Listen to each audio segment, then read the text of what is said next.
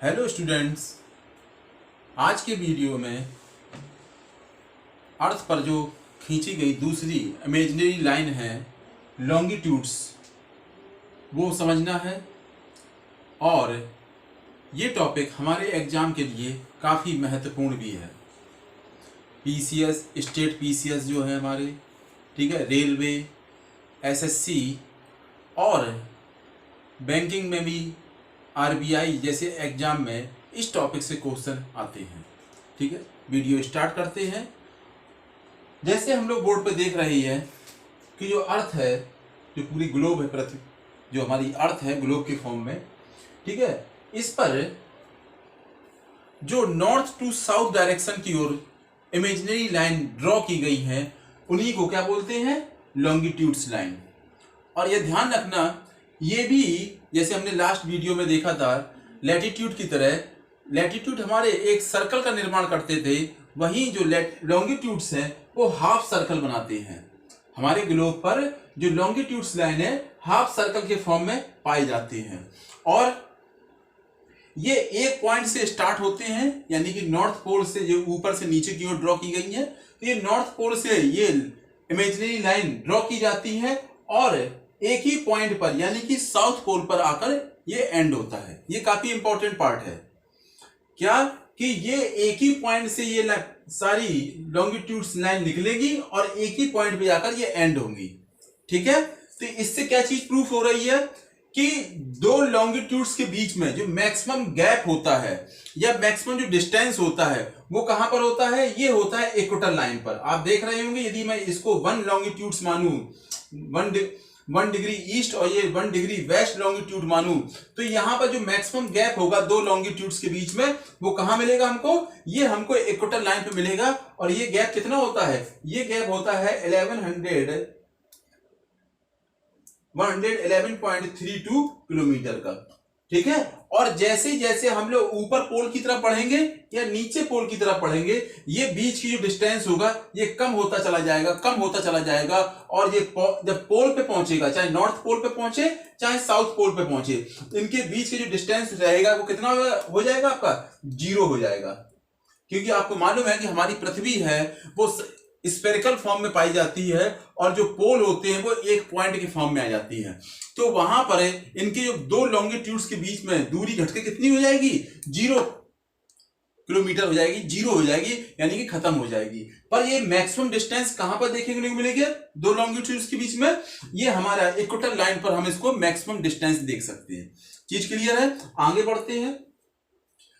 तो इन longitudes line को जब ड्रॉ किया गया तो जो 0 डिग्री लॉन्गिट्यूड्स लाइन है इसको आधार रखा गया। इंग्लैंड का एक शहर है ग्रीनविच, वहां के नजदीक से ये लाइन पास होती है, गुजरती है, इसलिए उसको 0 डिग्री लॉन्गिट्यूड्स रखा गया। और ये 0 डिग्री जो लॉन्गिट्यूड्स है ये क्या करता है? इस पूरे ग्लोब को दो इक्वल पार्ट में, जो आगे वाला पार्ट है वो है आपका ईस्टर्न हेमिस्फीयर और जो पीछे वाला पार्ट है इस 0 डिग्री के वो है वेस्टर्न हेमिस्फीयर। उत्तरी गोलार्ध और दक्षिणी गोलार्ध दो इक्वल पार्ट में डिवाइड करता है। ये चीज क्लियर है? इसके अलावा एक चीज और देखना होगा कि जो हमारा एक हेमिस्फीयर है, चाहे वो ईस्टर्न हो चाहे वो वेस्टर्न हेमिस्फीयर हो, एक हेमिस्फीयर में जो लॉन्गिट्यूड्स लाइन है वो कितनी होती है? 180। ठीक है, तो टोटल ग्लोब पे कितनी हो जाती है? 360। पर यहां पे देखना 360 किस वे में हो रही है, क्योंकि आप देखेंगे यहां पर वन साइड 180 लाइन्स हैं और सेकंड साइड भी 180 लाइन्स हैं। पर आपको मालूम है हमारी पृथ्वी इस फॉर्म में तो है नहीं है। हमारी पृथ्वी कैसी है? गोल राउंड शेप में है। जब राउंड शेप में हम इसको लेके चलते हैं तो जो 180 डिग्री ईस्ट लॉन्गिट्यूड है और जो 1 डिग्री वेस्ट लॉन्गिट्यूड है वो क्या है कि दोनों लाइनें आपस में मिल जाती हैं, ओवरलैप हो जाती हैं, जिसकी वजह से एक तरफ तो ये लाइन रहेंगी हमारी 180 और एक साइड लाइन हो जाएगी हमारी 179, क्योंकि दो लाइनें एक साथ हो गई हैं। ठीक है, और पर यहां पर आप एक चीज और देखेंगे, ये 0 डिग्री लाइन, एक लाइन आपकी ये हो जाएगी, तो टोटल लाइनें हमारी कितनी हो जाएंगी? लॉन्गिट्यूड्स लाइन 360 लाइनें होंगी। ध्यान रखना 360 किस रूप में हो रही है इसको आप समझ लें कि क्योंकि 180 डिग्री लाइन जो ईस्ट और वेस्ट है नहीं होती हैं। जो 180 डिग्री लाइन होती है वो हमारी लाइन दोनों एक हो जाती है, मर्ज हो जाती है, ओवरलैप हो जाती है, इसलिए वहां पे मैंने एक लाइन कम कर दी है और 0 डिग्री एक लाइन हमने ऐड डाउन कर दी है। इसलिए टोटल जो अर्थ पर लॉन्गिट्यूड्स लाइन होगी कितनी होगी, 360 लाइन होगी। इतनी चीज क्लियर हो गई। सबसे मेन बात यह है कि ये लॉन्गिट्यूड्स लाइन आखिर इन साइंटिस्टों ने ड्रॉ क्यों की, इन इमेजरी लाइन को ड्रॉ क्यों बनाया। तो ध्यान रखना, इन लॉन्गिट्यूड्स लाइन के आधार पर हम अर्थ पर किसी भी जगह के टाइम को जान सकते हैं, लोकल टाइम को जान सकते हैं। कैसे जान सकते हैं कि जो उन्होंने अपनी बेस लाइन रखी यानी कि 0 डिग्री लाइन, और इसी 0 डिग्री लाइन को हम दूसरे नाम से किससे जानते हैं, ग्रीनविच मीन लाइन। ठीक है, ग्रीनविच मीन लाइन। इसके अलावा इस 0 डिग्री लाइन को हम लोग और क्या बोलते हैं, प्राइम मेडिटेरियन लाइन, प्रधान मध्यांतर रेखा। प्रधान मध्यांतर रेखा या प्राइम मेडिटेरियन लाइन क्यों बोला गया, क्योंकि पूरे वर्ल्ड का जो स्टैंडर्ड टाइम होगा, इसी को हम लोग बोलते हैं जीएमटी टाइम, वो कहां से रखा जाएगा, ये 0 डिग्री को ही बेस बना के रखा जाएगा, जिसकी सहायता से हम कहीं का भी लोकल टाइम निकाल पाएंगे। ठीक है, इसको हम लोग 0, इसकी वैल्यू 0 रखकर हम कहीं का भी टाइम जान सकते हैं। पर यहां पे एक चीज और समझना कि जो 0 डिग्री लाइन है ये अर्थ के बीचों बीच से होकर जा रही है लगभग। ठीक है, पर जो सनराइज होता है वो कहां होता है, ईस्ट में होता है, यानी कि सूरज पहले यहां निकलेगा, बाद में यहां निकलेगा, उसके बाद यहां निकलेगा। इसलिए इसकी गलत को समझने के लिए क्या करना, देखना होगा हमको कि जब भी हम ग्रीनविच से ईस्ट में जा रहे होंगे या ईस्ट का टाइम बताना होगा, तो हमें क्या करना होगा, ग्रीनविच के टाइम में ईस्ट टाइम को हमको प्लस करना पड़ेगा, ऐड करना पड़ेगा। ठीक है, जब भी हम ग्रीनविच लाइन से ईस्ट में होंगे तो टाइम हमको क्या बताना होगा, प्लस बताना होगा। और यही हम जब ग्रीनविच से वेस्ट में होंगे तो हमको टाइम अपना क्या करना पड़ेगा, माइनस करना पड़ेगा। जो ग्रीनविच का टाइम होगा उसमें हम यदि ईस्ट में होंगे तो वो टाइम प्लस कर देंगे, और वेस्ट में यदि जा रहे होंगे तो वो टाइम क्या कर देंगे, माइनस कर देंगे। चीज क्लियर है एकदम से। ठीक है, अब यदि हम इस चीज को देखें कि हमारी पृथ्वी है वो आपको मालूम है कि अपना एक पूरा चक्कर है यानी कि 360 डिग्री जो मूव करती है उसमें कितना टाइम लेती है, उसको मूव करने में उसको टाइम लगता है 24 आवर्स, जिसको हम लोग बोलते हैं अर्थ डे। अर्थ डे कितने टाइम का होता है, 24 आवर्स का। इसका मतलब क्या होगा कि हमारी जो पृथ्वी एक चक्कर लगाने में, हमारी पृथ्वी जो 360 डिग्री घूमती है कितने टाइम में घूमती है, 24 आवर्स में। तो आवर्स को हम लोग चेंज करेंगे बेटा मिनट में, और इसको जब हम सॉल्व करेंगे तो इससे हमारा क्या निकलेगा, इसका मतलब क्या हुआ कि हमारी ये पृथ्वी है 1 डिग्री मूव करने में कितना टाइम लेती है, 4 मिनट का टाइम लेती है। ठीक है, हमारी पृथ्वी 1 डिग्री मूव करने में कितना टाइम लेगी, 4 मिनट का टाइम लेगी। इसी से बेटा अब ये टाइम यदि ईस्ट में होगा तो हम ये टाइम ग्रीनविच के टाइम में प्लस कर देंगे, और यदि हम वेस्ट में होंगे तो ग्रीनविच के टाइम में ये टाइम हम क्या कर देंगे, माइनस कर देंगे, जिससे हमें उस जगह का लोकल जो टाइम होगा, ठीक है, उसकी जानकारी हो जाएगी। ठीक है, इसके अलावा क्योंकि पृथ्वी हमारी 24 आवर्स में 360 डिग्री यानी कि एक पूरा चक्कर लगा लेती है, इसलिए पूरे पृथ्वी को एक घंटे के अंतराल पर 24 टाइम जोन में डिवाइड किया गया है। पूरी पृथ्वी पे कितने टाइम जोन में डिवाइड किया गया है, 24 टाइम जोन में डिवाइड किया गया है। इस चीज को बहुत अच्छे से आप लोग ध्यान रखेंगे। ठीक है, कि पूरी पृथ्वी पे 24 टाइम जोन बनाए गए हैं। ठीक है, इतनी चीज क्लियर हो गई है। टाइम आप लोग क्लियर कर लेंगे। यदि हम लोग ईस्ट में जा रहे होंगे ग्रीनविच के, तो टाइम क्योंकि सनराइज पहले ईस्ट में हुआ है, ग्रीनविच में उसके बाद होगा, तो हमें वो टाइम क्या करना होगा, प्लस करना होगा। और यदि हम वेस्ट में जा रहे होंगे ग्रीनविच के, तो हमें टाइम क्या करना पड़ेगा, क्योंकि अभी वहां पे सनराइज लेट होगा, इसलिए वहां पे हमें टाइम माइनस करना होगा। ठीक है, इसके अलावा हमें क्या देखना है, अब भारत का स्टैंडर्ड टाइम, जो इंडिया का स्टैंडर्ड टाइम कहां से लिया गया, ध्यान रखना, जो इंडिया का जो स्टैंडर्ड टाइम है वो इलाहाबाद कि नैनी नामक जो जगह है वहां से लिया गया है। और भारत का जो स्टैंडर्ड टाइम लिया गया है वो कहां से लिया गया है, 82.5 डिग्री या 82 डिग्री 5 मिनट ईस्ट लॉन्गिट्यूड से लिया गया है। ठीक है, 82.5 डिग्री पूर्वी देशांतर से लिया गया है। यदि बेटा हम इसको मिनट में कन्वर्ट करें, टाइम में कन्वर्ट करें, तो हमारी जो वैल्यू निकलती है इंडिया की, वो कितनी निकलती है? 5.5 घंटे प्लस में निकलेगी। यानी कि क्या मतलब हुआ कि जो भी टाइम ग्रीनविच पर होगा, इंडिया का टाइम यदि उस समय लोकल टाइम निकालना होगा तो हमें 5.5 घंटे ग्रीनविच के टाइम में ऐड करने होंगे।